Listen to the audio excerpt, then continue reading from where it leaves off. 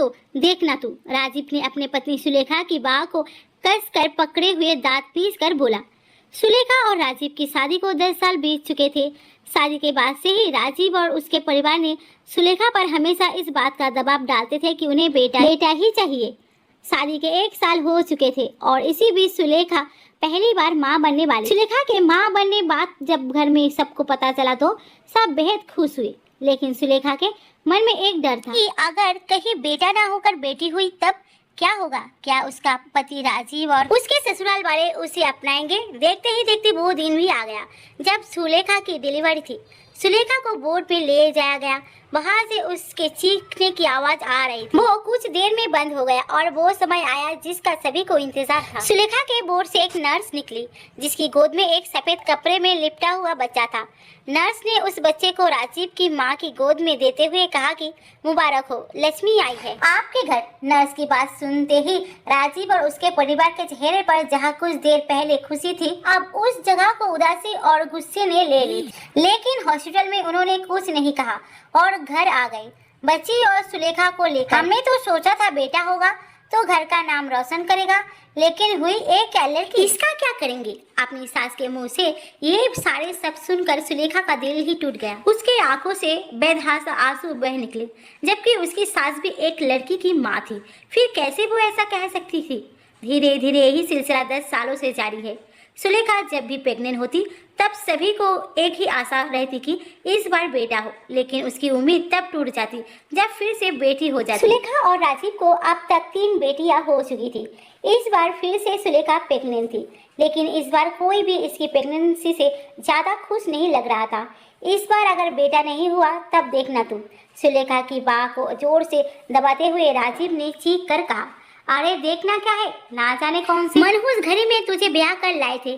सुन, इस बार अगर लड़का ना हुआ तब तो तेरा इस घर से जाना निश्चित है और फिर मैं मेरे राजीव का दूसरा ब्याह कराऊंगी। अपनी सास के मुंह से अपने पति का दूसरा ब्याह कराने की बात सुनकर सुलेखा की तो जैसे दुनिया ही खत्म हो गई थी। अब तो वो भी किसी भी कीमत पर अपनी कोख से एक लड़के का ही जन्म चाहती थी, लेकिन उसके हाथों में भी तो कुछ नहीं था सिवाय भगवान से विनती करने के अलावा।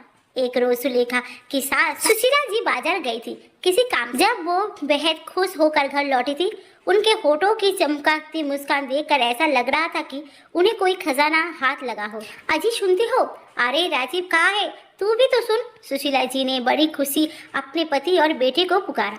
अरे भाग्यवान, क्या हो गया, क्यों चिल्ला रही हो इस तरह। हाँ माँ, क्या हुआ। सुशीला के पति जयेश जी और राजीव ने अपने कमरे से निकलते हुए एक साथ सवाल पूछा। अरे बात ही कुछ ऐसी है, आप दोनों सुनेंगे तो खुशी से फूले नहीं समाएंगे। सुशीला जी इस बार भी चमक कर बोली, आप बता भी दो माँ। राजीव ने फिर से अपनी माँ की खुशी को महसूस कर कहा, आज मुझे बाजार में कविता बहन मिली और बातों बातों में उन्होंने मुझे बताया कि उनकी बहू भी पेट से है और एक बेटे को जन्म देने वाली है। ये सब सुनकर तो मैं थोड़ा आश्चर्य हो गई कि उन्हें कैसे पता कि बेटा ही होगा। तब उन्होंने कहा कि वो अपनी बहू को नजदीकी अस्पताल में लेकर गई थी जहां बच्चे की लिंग जांच होती है। वही मुझे ये पता चला और अगर फिर से लड़की निकालती है तो उसे खत्म भी कर सकती है। एक सांस में ही सुशीला जी ने ये सारी बातें कह सुनाई थी। क्या सच में माँ ऐसा हो सकता है। राजीव ने खुश होकर कहा, बिल्कुल। सुलेखा ये सब सुनकर खुश भी हुई और दुखी भी कि अगर लड़का हुआ तो उसका बसा बसाया घर उजड़ने से बच जाएगा और उसके परिवार को उसका वारिस भी मिल जाएगा। लेकिन उदास इस बात से हुई कि अगर फिर से लड़की निकली तो इस बार उसे जन्म ही नहीं ले दिया जाएगा। माँ, ये आवाज सुनकर सुलेखा अपनी सोच से बाहर आई और बाकी घर वाले भी चौंक गए थे इस आवाज को सुनकर, क्योंकि ये आवाज राजीव की बहन और सुशीला जी की बेटी प्रीति की थी, जो रोते बिलखते घर के दरवाजे पर खड़ी थी। अपनी बेटी की ऐसी दशा देखकर सुशीला जी का दिल कांप उठा। इस तरह से क्यों रो रही है बेटा, ससुराल में सब कुछ ठीक तो है ना, दामाद जी ने कुछ कहा है क्या।